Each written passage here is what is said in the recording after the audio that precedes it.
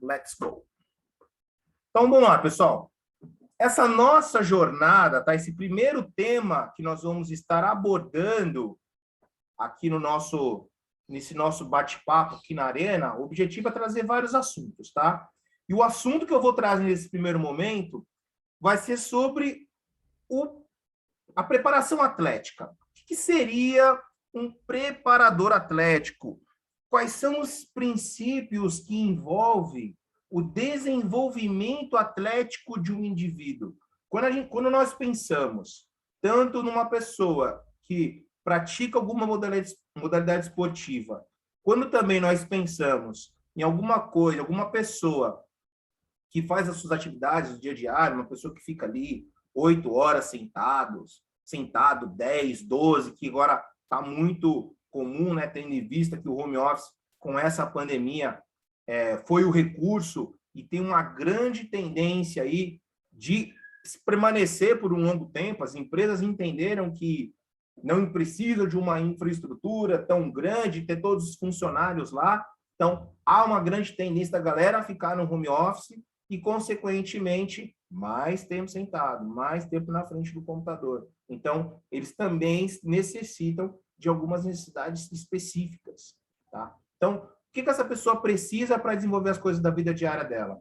Quando nós pensamos no esportista, o que essa pessoa precisa? Eu, como educador físico, eu vou pensar apenas nas questões físicas, nas capacidades físicas que essa pessoa precisa.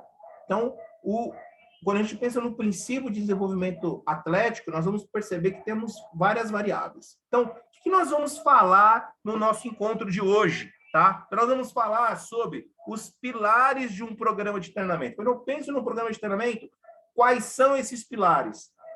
Quais são os componentes que são necessários para otimizar a performance esportiva desse indivíduo?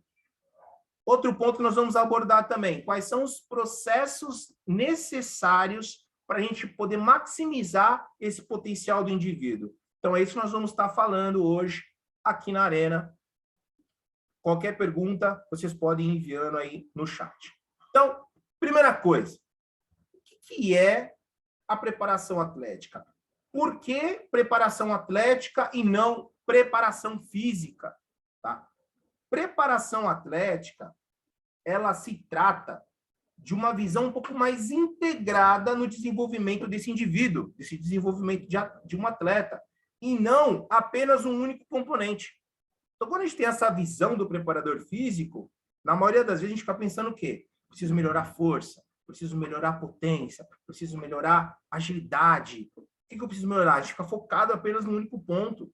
Não. Na preparação atlética, nós temos vários componentes que envolvem esse processo para otimizar o resultado dele. E quais são os componentes que eu preciso pensar quando eu vou analisar o rendimento físico do indivíduo? Agora sim, eu vou pensar em força, eu vou pensar em potência, eu vou pensar em velocidade, eu vou pensar em agilidade, eu vou pensar em resistência, seja ela resistência cardiorrespiratória ou resistência neuromuscular. Eu vou pensar em trabalho de mobilidade. Se houver a necessidade, eu vou pensar na questão da flexibilidade. Aí sim, quando eu penso em rendimento físico, são esses componentes que eu vou estar observando. Agora, se eu penso num rendimento atlético, existem outros componentes que nós precisamos estar atentos, nós vamos abordar. Certo? Então, primeira coisa, quais são os pilares?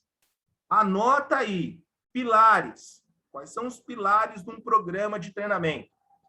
Primeiro pilar, preparação.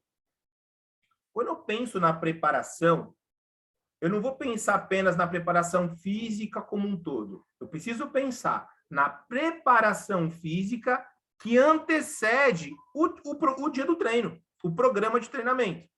E o que isso envolve?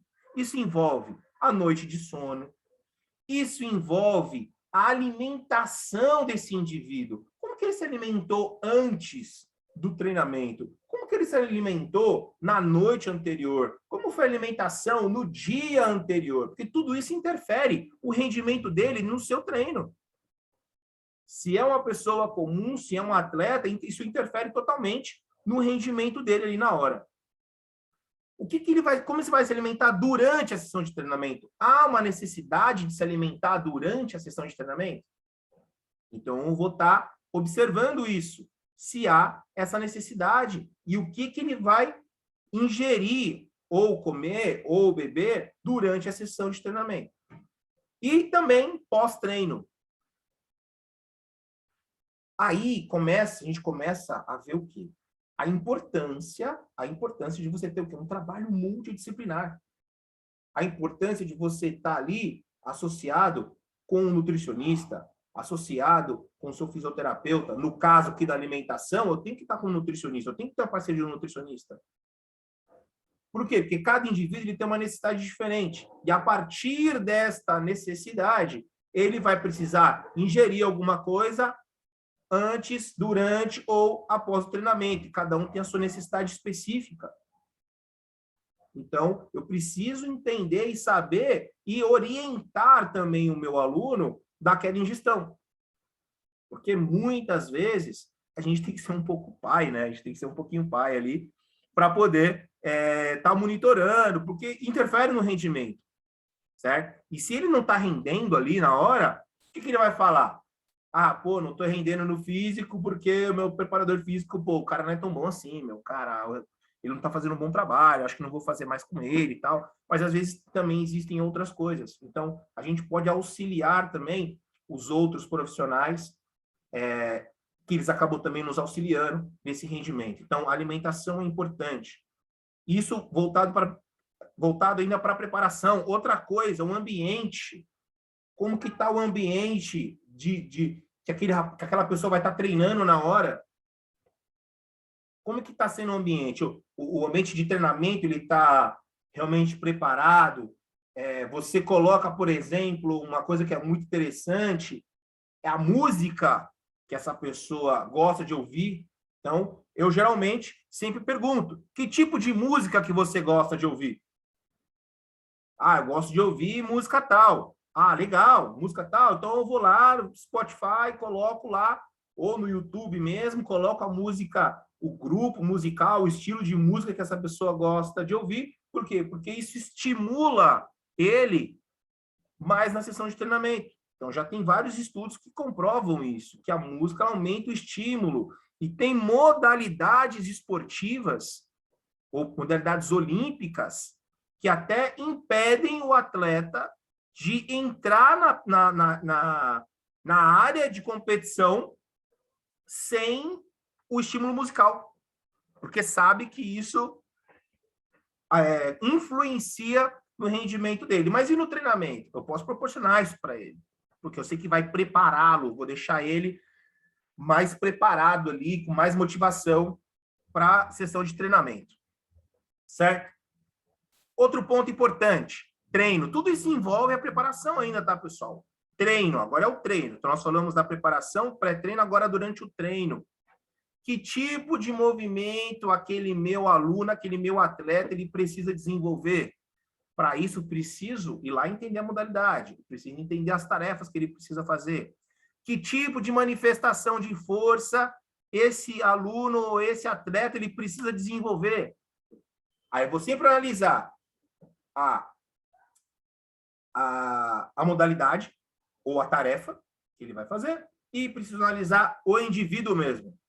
E aí eu vou entender a distância entre a necessidade da modalidade e o estado desse meu atleta ou esse meu aluno, e aí eu vou ver o que eu preciso desenvolver entre o ponto A e o ponto B. Que tipo de manifestação de força, que tipo de vetor, que tipo de sistema energético é envolvido para que eu possa planejar o meu programa de treinamento. E outro ponto importante também na minha sessão de treinamento é o recover, que isso seria o segundo pilar quando a gente pensa no programa de treinamento, que é o recover. Então, nós podemos pensar no recover logo pós-treino e também podemos pensar no recover pós-treino, no recover ou num outro horário, ou no dia seguinte. E aí nós temos dois tipos de recover. Temos o recover ativo e o recover passivo. No recover ativo, é o quê? É você fazer exercícios de mobilidade, é você fazer, por exemplo, alguma atividade no final de semana, aonde essa pessoa se desconecte também um pouco daquela pressão, daquela tensão que é o programa de treinamento para sua melhora de rendimento. Então, sei lá, o cara é da luta, ele gosta de nadar, vai nadar no final de semana. Ele gosta de escalar, vai dar uma escalada no final de semana. Ele gosta de, sei lá, tá muito comum agora, stand de tiro, vai lá. Eu tenho um atleta que o relaxamento dele é com stand de tiro. O cara vai lá, relaxa a mente. Tudo isso também é o recovery. Eu preciso programar isso. Precisa estar no meu programa de treinamento. Isso vai, com certeza, melhorar o rendimento dele. E outro pilar importante no programa de treinamento é a competição. A competição, eu preciso entender ela, ou no caso de uma pessoa comum, a tarefa. Quais são os objetivos? Então, quando eu penso no atleta esportivo, eu vou entender o quê? Como que é a modalidade? Como é o modelo de competição da modalidade? Se eu estou pensando numa pessoa comum, quais são as tarefas que ele precisa exercer? O que ele precisa estar fazendo? E a partir disso, eu vou entender o quê? Dois pontos importantes. O estímulo fisiológico para aquilo e o estímulo biomecânico daquilo, seja da competição ou da tarefa que ele precisa exercer. Quais são as necessidades fisiológicas para cumprir aquela determinada tarefa? Quais são os estímulos biomecânicos para cumprir aquela determinada tarefa? Eu preciso saber disso. Eu preciso estar atento a isso. Certo? Então, pilares de um programa de treinamento. Eu preciso pensar, então, na preparação, pré-treino e durante o treino. Certo? Noite de sono, alimentação, ambiente. Quando eu penso no treino, movimento, manifestação de força, que tipo de recover que eu vou estar proporcionando para ele imediatamente pós-treino, outros horários, outros dias para poder otimizar esse recover, né? Essa recuperação dele. Eu vou utilizar, então, ativo ou passivo. Uma forma do passivo também é a alimentação. A alimentação é uma estratégia passiva de recuperação. O descanso, propriamente dito, ele está lá deitado, dormindo, descansando, também é uma estratégia. Tá? E também outro pilar, que é a competição ou a tarefa. Quais são os estímulos fisiológicos e biomecânicos das tarefas exercidas durante aquela atividade. Vocês querem perguntar alguma coisa relacionado a esse primeiro ponto, que é a questão dos princípios de um programa de treinamento? Podem abrir o microfone se quiser para poder perguntar.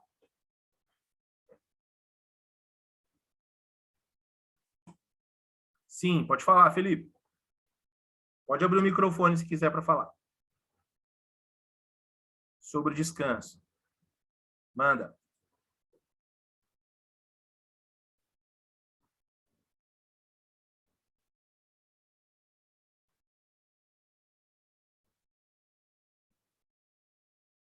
Como você utiliza ele no meu planejamento? Como utilizar o descanso no meu planejamento? Então, primeira, uma coisa que é muito importante, entender a rotina. Como que é a rotina desse indivíduo, dessas atividades que o atleta faz por fora? Tá. Vamos entender a rotina dele. Tá? Como que é a rotina semanal, a rotina diária e, consequentemente, a rotina semanal. Então, por exemplo, eu tenho um atleta de MMA e eu tenho um atleta de karatê. O atleta de karatê, de certa forma, é um pouco mais fácil de entender essa rotina, por quê? Porque ele treina apenas uma modalidade. Ele treina aquela modalidade específica, que no caso é o karatê, e faz a preparação física. Provavelmente a rotina de treino dele vai ser de no máximo 2 treinos por dia, porque ele vai fazer um treino técnico e um treino físico. Se ele não faz o treino físico todos os dias, pode ser que ele faça o treino técnico 2 vezes no dia. Pode ser que. Geralmente, é poucos casos, né, que isso acaba acontecendo. Já o atleta de MMA, não. O atleta de MMA, por exemplo, ele tem várias modalidades para treinar. Ele tem a luta agarrada para treinar, então tem o grappling, ele tem o jiu-jitsu, ele tem no treinamento de strike, ele tem o próprio sparring, ele tem o boxe para fazer, ou até mesmo a manopla para fazer, ou dependendo de uma modalidade específica, ou é o boxe, ou é o muay thai, ou é o próprio karatê que ele vai fazer, ou o kickbox, enfim. E tudo isso porque ele vai fazer esses vários treinos, vários momentos do dia. Então, pode ser que no final da semana, como já aconteceu aqui comigo, os caras chegarem para treinar e eles já terem aí mais ou menos 15 treinos acumulados durante a semana. Chegar na sexta-feira, por exemplo, e ter 15 treinos acumulados. Então, eu preciso entender isso, até mesmo para poder orientar. Porque, às vezes, dependendo do atleta, ele vai querer fazer muita coisa durante o final de semana ou fazer algumas atividades que para ele é relaxamento, mas se ele não tomar cuidado, aquilo acaba virando um treinamento. Então, eu preciso tomar cuidado com isso, para que aquela atividade que ele está fazendo por fora não vire um treinamento. Então, isso é o que? É conversa, é diálogo. Eu preciso dialogar com esse meu aluno, dialogar com esse meu atleta, para que nós tentemos chegar em um denominador comum em relação a quais atividades que ele vai estar fazendo. Beleza? Então, conversar com o atleta, conversar com o aluno é fundamental aí para esse processo. Beleza? Respondido aí, Felipão? Show? Beleza. Então, vamos lá. Próximo ponto importante. Tá? Então, nós falamos agora dos pilares do programa de treinamento. Agora nós vamos falar dos componentes da performance esportiva.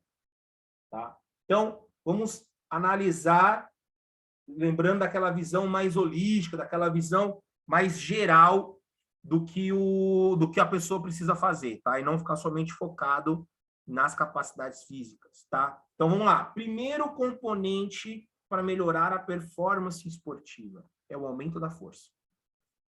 Aumentar a força é o primeiro componente, porque a força, ela é a base. A força, ela é a base. Ela que te dá, é o alicerce para você desenvolver todas as atividades. Porque para você realizar movimentos, você precisa ter força. Seja uma atividade da vida diária ali, que é um nada muito específico, ou até mesmo uma atividade específica. Então, o aumento da força é um componente importante para você melhorar essa performance esportiva da pessoa, tá? E aí, o que acontece? De acordo com uma modalidade, você vai precisar fazer o quê? Manifestar uma força específica. Então, eu preciso entender qual é o tipo de manifestação de força que ele precisa desenvolver. Ah, é potência? Legal. Como que eu faço para desenvolver potência? Aí existe toda uma metodologia para você poder desenvolver a potência. Ah, vamos pensar num atleta vamos pensar no judô, por exemplo. Onde você tem que, além de fazer uma força para movimentar o seu próprio corpo, você tem que movimentar o corpo, você tem que trazer o adversário, que é uma carga extra. Então, a manifestação de força é diferente, por exemplo, de um nadador, que está num plano diferente, que está exercendo uma biomecânica diferente, que está num estado, né, está num ambiente totalmente diferente, porque um está no estado líquido, o outro está no ponto fixo, que é o chão. Outro, por exemplo, eu trabalhei muito tempo com polo aquático. Então, o atleta tinha que ter muita força para, por exemplo, rodar o adversário para poder, driblar ele e poder sair nadando. Então, ele tinha que fazer força ali, brigar por posição mesmo. Só que ele não tinha base fixa. Para poder fincar o chão ali e poder medir força. Não, ele era obrigado a estar com os pés livres, então ele tinha, por exemplo, ter muita força de rotação, apenas com a força do core, porque ele não tinha como fincar o pé no chão. Então, muitas vezes o ponto fixo era o próprio adversário. Ele tinha que aprender a fazer força desse jeito, que é totalmente diferente de um atleta de judô, por exemplo, que está no chão, ele pode fixar, estabilizar, encaixar o golpe, realizar o movimento. Então, eu preciso entender qual é o tipo de manifestação de força que esse indivíduo precisa para desenvolver a sua capacidade ali, ou realizar a tarefa que ele precisa realizar. Segundo ponto importante, segundo componente importante, sistema energético. Qual é o sistema energético necessário para aquela modalidade ou para aquela atividade? Então, vou continuar nesse exemplo aí do praticante de polo aquático para o praticante de judô. Então, vamos pegar o polo aquático. O polo aquático ele é semelhante ao basquete, porque ele tem um tempo de ataque. Ele tem 30 segundos para... Ele tem 30 segundos para realizar um ataque, no caso do polo aquático. Então, entre a defesa e o ataque, ele tem que finalizar o ataque em 30 segundos. Certo? Ou seja, tiros constantes a cada 30 segundos, de mais ou menos, dependendo da categoria, entre 15 a 25 metros, e isso durante 8 minutos do jogo, além de disputa de posição e tudo mais. Tá? Então, isso é um tipo de sistema energético. Já o cara do judô, não. Ele fica muito tempo ali, trocando força com o indivíduo, e em determinados momentos ali, ele pega e aplica um golpe. Ou no caso do karatê, por exemplo, que já tem vários estudos, Chabene fala muito sobre isso, por exemplo, trazer o Chabene aqui como referência, já mostrou estudos do quê? Que a cada, dependendo da categoria, entre 6 e 9 segundos, acontecem 2 ações. Então, o atleta está ali movimentando, fintando. A cada 6 a 9 segundos, dependendo da categoria, acontece 2 ações. Pô, pô! E isso se repete durante 3 minutos, dependendo do estado da luta, até 5 minutos. Então, isso é uma demanda energética, que já é totalmente diferente da demanda energética do polo aquático. Então, qual é o sistema energético que esse meu cliente, que esse meu atleta, que esse meu aluno precisa? Então, isso é um componente importante. Outro componente importante, capacidade atlética. O que envolve a capacidade atlética? A capacidade atlética é justamente a combinação disso tudo. Ele tem uma boa mobilidade, ele tem uma boa estabilidade, ele tem um bom condicionamento cardiorrespiratório e um bom condicionamento neuromuscular para poder suportar essa atividade durante um período, sem realizar grandes compensações. Isso é capacidade atlética. De fazer com que ele aguente, para que ele possa suportar realizar aquela atividade pelo período que é necessário. Então, isso é dar capacidade atlética para o indivíduo. Esse é o terceiro componente importante. E, por último, as habilidades específicas. Então, vamos colocar lá uma senhorinha. Chegou, fez compra, as coisas estão em casa lá, ela vai ter que agachar, pegar a sacolinha com as 2 mãos e poder carregar as compras dela.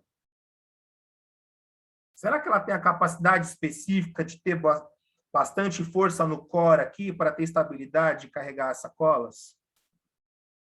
Estabilidade no tronco, resistência dos ombros, força de pegada para poder suportar o peso da sacola? Isso é uma habilidade específica. Para ela poder realizar aquilo, o que ela precisa, o que eu preciso ajudá-la a desenvolver? Se é uma pessoa que está realizando alguma modalidade específica, que tipo de preparação, que tipo de coisa que eu preciso entregar para ele? Eu preciso entender isso. Para que eu ajude ele a desenvolver determinada necessidade.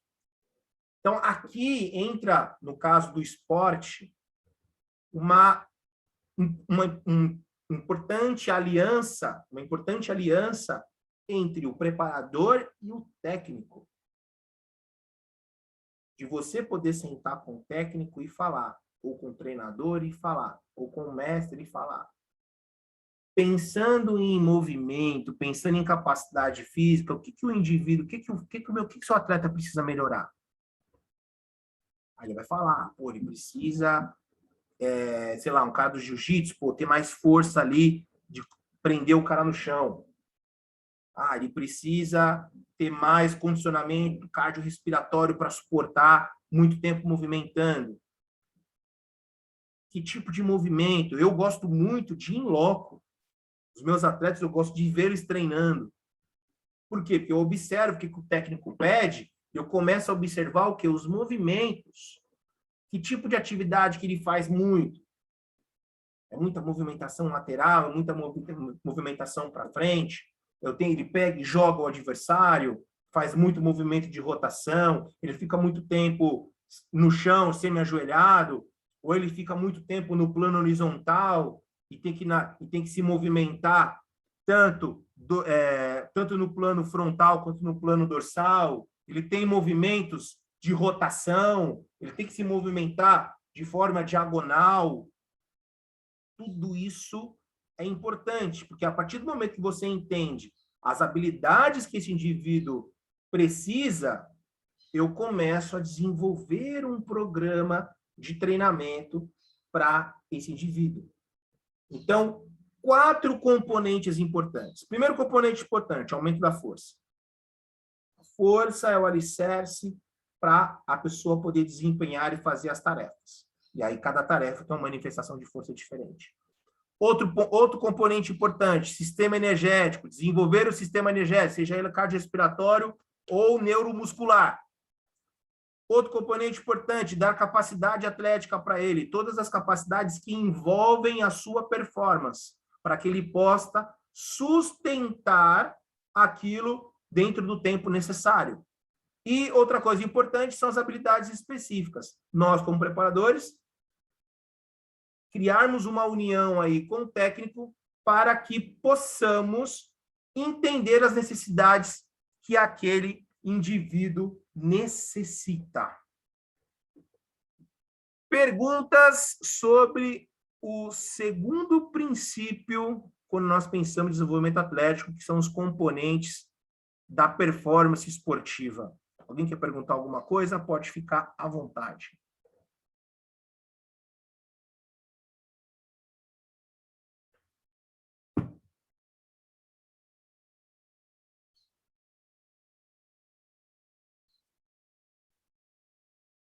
Show, tranquilo, ninguém quer perguntar nada? Legal, então senão a explicação parece que está interessante. Certo? Então, vamos para o nosso próximo ponto, que são os processos necessários para maximizar o potencial fisiológico desse nosso atleta, desse nosso indivíduo. Só ver um negocinho aqui. Só um minutinho. Bom, vamos lá. Agora, vamos falar sobre os processos necessários para nós podermos maximizar o potencial desse indivíduo. São 3 pontos importantes. 3 pontos importantes que está dentro de um processo para a gente poder maximizar. Primeiro ponto importante, treinamento progressivo longitudinal. Pessoal, o que isso quer dizer? As coisas não vão acontecer de uma hora para outra. Existe um processo para as coisas poderem acontecer. Existe um processo. E eu preciso respeitar esse processo. Então, chega a ser engraçado, né, quando as pessoas acabam procurando para o serviço, né, para preparação física ali e tudo mais, E aí eles chegam e falam assim, eu tenho um evento, eu tenho uma competição daqui um mês, eu preciso estar mais forte, eu preciso estar mais magro, mais fininho, para poder... Cara, um mês, sabe? E provavelmente essa pessoa ela não vai estar numa condição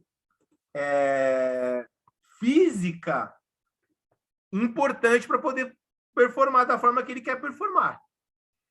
Então, fica difícil, né, de você pôr num espaço, num tempo tão curto, você conseguir aí desenvolver esse indivíduo em um tempo tão curto. Então, a importância, e é importante assim, na verdade, até que nós, como profissionais, né, da área, ou estudantes aí querendo chegar nessa parte profissional, temos claro isso na nossa cabeça e podemos orientar o nosso cliente, o nosso aluno, o nosso atleta da melhor forma possível, para que ele também entenda que o processo não é um processo de curto prazo, é um processo de médio e longo prazo.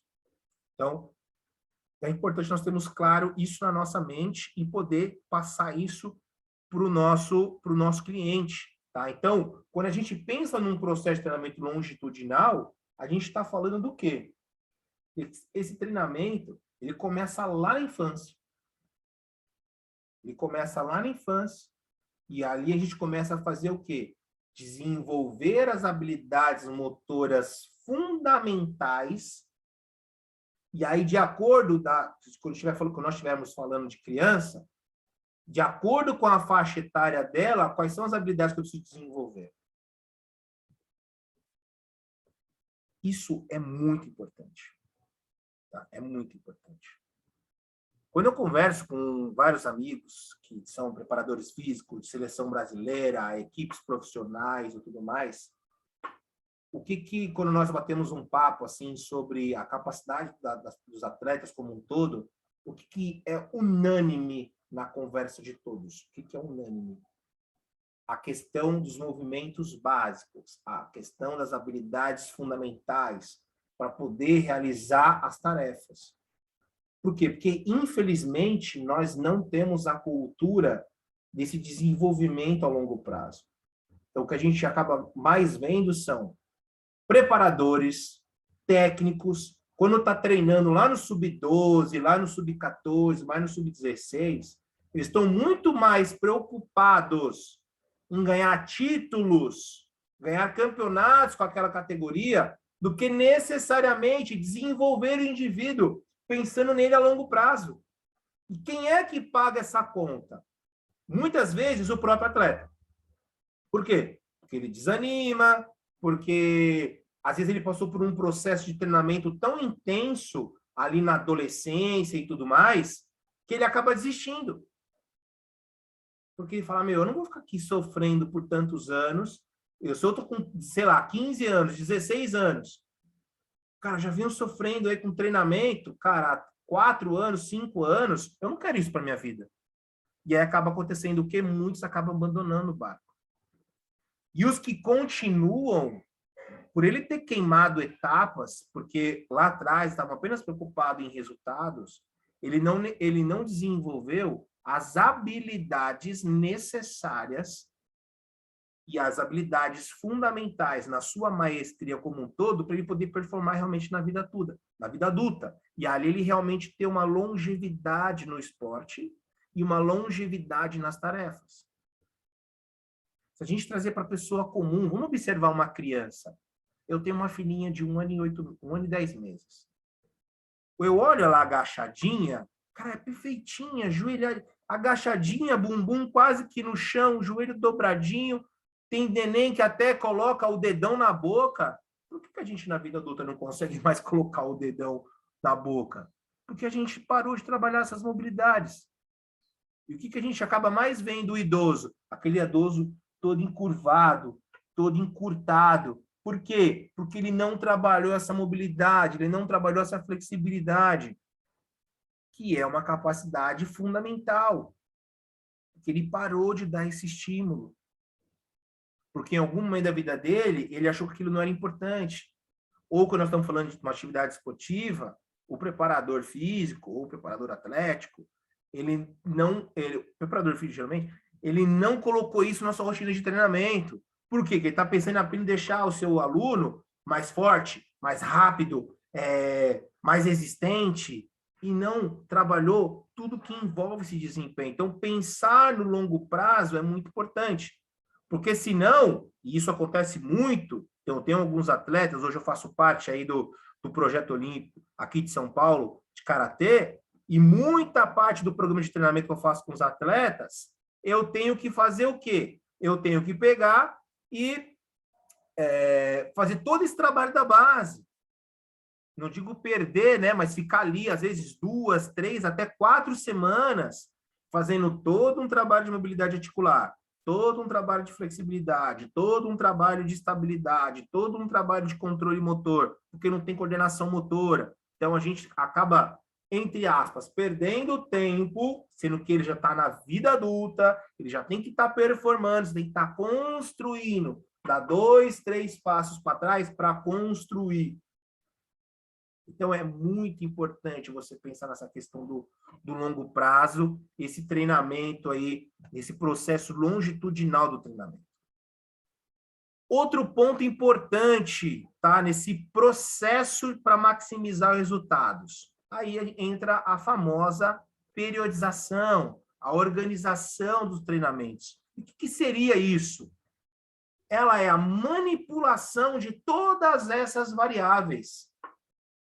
E uma vez que eu manipulo todas essas variáveis, o que eu faço? Eu consigo maximizar o rendimento desse atleta, o rendimento desse meu aluno. Aí entra na pergunta que foi feita, a questão do recovery, como eu faço para controlar essas atividades fora?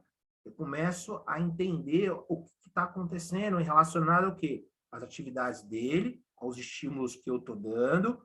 Tem semana e tem treinamento que eu vou pegar um pouco mais pesado, eu vou pegar um pouco mais leve. Às vezes, em determinadas capacidades, eu vou aumentar a intensidade, nas outras, eu vou diminuir, e assim eu vou trabalhando em conjunto, orquestrando todas essas variáveis que tem dentro do processo de treinamento. Isso é a periodização. É você orquestrar, manipular todas essas variáveis dentro do programa de treinamento. E, por último, entra o quê? A eficiência do movimento. Lembra que a gente falou lá sobre a importância de você analisar a competição, de você ver os aspectos biomecânicos que envolvem a tarefa? Então, você precisa fazer o quê? Melhorar a eficiência de movimento. Por quê? Porque ela vai assegurar justamente essa aquisição dessas habilidades. Todas essas competências motoras que são necessárias para poder realizar aquela atividade. Consequentemente, você melhora também todas as capacidades físicas, que com isso você melhora o quê? A resistência física e, o mais importante, a resistência psicológica desse indivíduo. Por quê? Uma vez que ele começa a realizar a tarefa, e ele consegue fazer, e ele consegue fazer, e ele consegue fazer, e ele consegue fazer, meia hora treinando, 40 minutos treinando, 1 hora treinando, e ele continua conseguindo fazer, isso dá uma melhora psicológica, uma resistência psicológica muito boa. Agora, quando ele não tem essa eficiência de movimento, o que começa a acontecer? Ele começa a perder o estímulo. Todo mundo já passou por isso. Estou fazendo tal coisa, eu faço, sei lá, vou dar um tiro, atletismo na escola, vou dar um tiro. Aí você dá 2, 3, 4, 5 tiros, você já está morrendo. O que você perdeu? Você perdeu eficiência de movimento. O que tem a ver essa falta de eficiência de movimento? Tem a ver lá com a falta de mobilidade, tem a ver com a falta de sistema energético, tem a ver com a falta da força, tá? Tem a ver com a falta da capacidade neuromuscular do indivíduo, o seu, né, no caso. Tudo isso interfere essa eficiência de movimento, que, consequentemente, você acaba perdendo essa resistência física e, consequentemente, você acaba perdendo essa resistência psicológica para aquela atividade que o seu aluno, que o seu atleta vai estar realizando. Tá? Então, quais são os processos necessários para eu poder maximizar o potencial desse indivíduo? Primeira coisa, treinamento progressivo, longitudinal. Segundo ponto importante, a periodização, a organização do treinamento, manipulação de todas essas variáveis de treinamento. E outro ponto importante é a eficiência desses movimentos. Isso vai dar resistência física e também resistência fisiológica, psicológica para realizar aquela atividade. Vocês querem perguntar alguma coisa sobre esse assunto?